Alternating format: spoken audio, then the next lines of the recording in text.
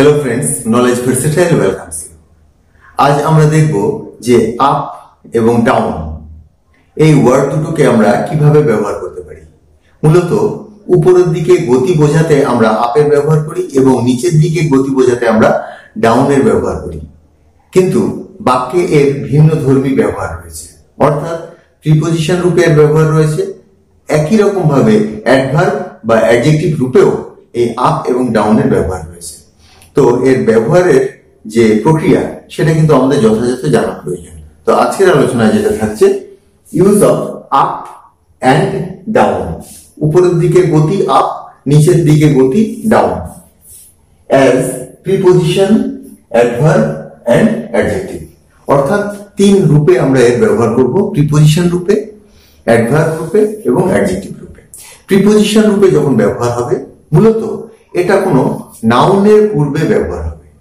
সাধারণত প্রিপোজিশন নাউনের পূর্বেই ব্যবহার হয়। অ্যাডভার্ব হিসেবে যখন ব্যবহার হবে, মূলত ভার্বের গুণাগুণ প্রকাশ করবে। আর বললাম না, অ্যাডজেক্টিভ বা অ্যাডভার্বের গুণাগুণ প্রকাশ করে, মূলত ভার্বের গুণাগুণ প্রকাশ করবে। অ্যাডজেক্টিভ রূপে যখন ব্যবহার হবে, তখন সেটা আবার কোনো নাউন বা প্রোনাউনের গুণাগুণ প্রকাশ করবে। তো আমরা এক এক করে দেখে নিই। প্রথমে আমরা দেখব প্রিপোজিশন রূপে এটা কোনো নাউনের পূর্বে বসে সেই নাউনের সাথে বাক্যের অন্য অংশের একটা সংযোগ বা সম্পর্ক স্থাপন করছে। উপরে বা নিচে গতি বোঝাতে আপ বা ডাউনের ব্যবহার হয়, এটাকে মনে রাখবে। উপরে বা নিচে গতি বোঝাতে সাধারণ অর্থে আমরা প্রথমে প্রিপোজিশনের ব্যবহার দেখব। প্রিপোজিশন রূপে যখনই ব্যবহার করব, তখনই এটা কোনো নাউনের পূর্বে আমরা বসাবো। I followed him up the hill. আমি তাকে পাহাড়ে ওঠার দিকে অনুসরণ করেছিলাম। অর্থাৎ তাকে অনুসরণ করে আমি পাহাড়ে উঠেছিলাম। I followed him up the hill. The hill না বলে আমি বলতে পারি দ্য স্টেয়ার্স। তাকে আমি সিঁড়ি দিয়ে উপরের দিকে অনুসরণ করেছিলাম। দ্য হিল দুবার হয়ে গেছে, এটা ল্যান্ড করে দিতে পারি। উঁচু কোনো স্থান, আমি তাকে উঁচু কোনো স্থানে অনুসরণ করেছিলাম। এটাকে আমরা যদি ডাউন দিয়ে করি, তবে এভাবে হবে, I followed him down the hill. মানে পর্বতের নিচে বা পাহাড়ের নিচের দিকে তাকে আমি অনুসরণ করে করে নেমেছিলাম।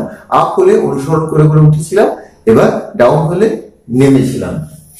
স্টেয়ার্স অর্থাৎ সিঁড়ি দিয়ে তাকে অনুসরণ করে আমি নেমেছিলাম।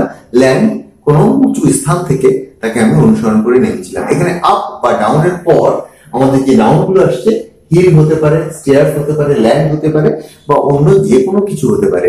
যখন আপ বা ডাউন কোনো নাউনের পূর্বে বসে বাক্যের সাথে তার সম্পর্ক স্থাপন করে দেবে, তখন আপ বা ডাউন বাক্যে প্রিপোজিশন রূপে ব্যবহার হবে। এবং এর সাধারণ অর্থ হচ্ছে উপরের দিকে গতি আপ, নিচের দিকে গতি ডাউন। তারপর দেখো, she is climbing up the narrow mountain path. সে সংকীর্ণ পার্বত্য পথ ধরে এগিয়ে চলেছে। ক্লাইম্বিং চড়ে চলেছে, উঠে চলেছে। সে সংকীর্ণ পথ ধরে, পার্বত্য পথ ধরে উপর দিকে এগিয়ে চলেছে। Climbing up the narrow mountain path. আমাদের এখানে নাউনের বদলে নাউন ফ্রেজ আছে, তো এটাকে আমরা ডাউন দিয়েও বলতে পারি। she is climbing down the narrow mountain path.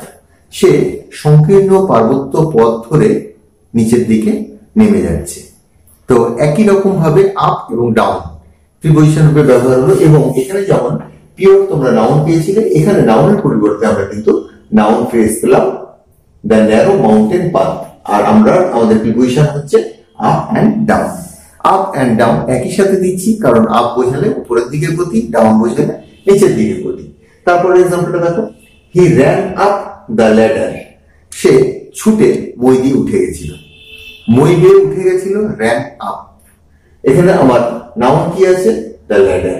এই নাউনটা যদি না থাকে, তবে এটা অ্যাডভার্ব হয়ে যাবে। শুধু যদি বলি হি র্যান আপ, সে উপরে উঠেছিল, তখন তার যে ভার্ব যেটা, সেটা ভার্বকে কোয়ালিফাই করছে যে তার ওঠার গতি উপরের দিকে ছিল। যদি বলি হি র্যান আপ, তখন সেটা অ্যাডভার্ব হয়ে যাবে, তার নামার গতি নিচের দিকে ছিল। কিন্তু যদি একটা নাউন দিয়ে দিই, তাহলে নাউনের সাথে তার সম্পর্ক স্থাপন করে দেবে, তখন এটা প্রিপোজিশন হয়ে যাবে। আরেকটা এক্সাম্পল দেখো, হি ওয়েন্ট আপ বা ডাউন দ্য হিল, সে পাহাড়ে উঠেছিল বা পাহাড় থেকে সে নেমেছিল। এখানে হিল যেহেতু রয়েছে অতএব নাউন রয়েছে, এখানে এটা প্রিপোজিশন রূপে ব্যবহার হলো আপ বা ডাউন। তা আপ বা ডাউন যখনই আমরা প্রিপোজিশন রূপে ব্যবহার করছি তখন দেখছো যে তারপর একটা নাউন বা নাউন ফ্রেজ আমরা পেয়ে যাচ্ছি। এটা উপরের দিকে বা নিচের দিকে গতি বোঝাতে আমরা আপ ডাউনের ব্যবহার করলাম। এবার চলে আসছি অ্যাডভার্ব। এখানে যে সেন্টেন্স গুলো পেয়েছি এগুলোর পরে যদি আমরা নাউন গুলো না দিই তবেই কিন্তু এগুলো অ্যাডভার্ব হিসেবে ব্যবহার হবে। ধরো হি ইজ গোয়িং আপ, সে উপরের দিকে যাচ্ছে। আপটা কি কাকে কোয়ালিফাই করছে?